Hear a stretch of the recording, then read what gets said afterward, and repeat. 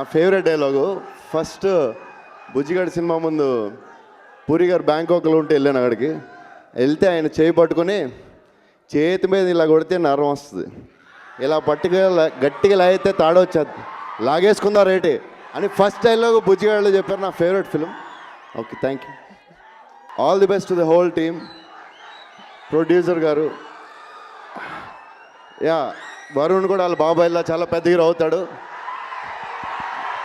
తొందరగా మీరు సపోర్ట్ చేయండి, మీరు సపోర్ట్ చేస్తే. Okay, so all the best to producer and very beautiful heroine.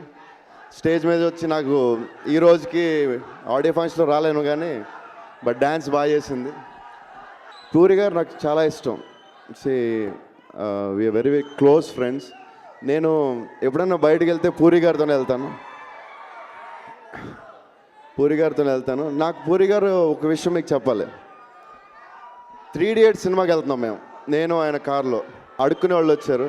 అడుక్కునే వాళ్ళు వస్తే నేను డోరు ఎత్తుతున్నాను, పూరి గారు చేయి బయట పెట్టి సెకండ్ ఇచ్చారు. అది ఎంత అందంగా ఇచ్చారంటే ఒక మనిషి అంటే పూరి గారు ఇంత గొప్ప మనిషి అని ఆ రోజు నాకు అర్థమైంది. నాకు చేతులు కడుక్కోలేదు తర్వాత. That is puri. చాలామంది పెద్ద పెద్ద డైరెక్టర్స్ చెప్పారు, రాజమౌళి గారు చెప్పారు, నేను సీన్ తీయాలంటే ఒక 100 రోజులు తీయాలి, పూరి గారు ఒక్క డైలాగ్లో రాస్తారు. All the best to the whole team. Thank you.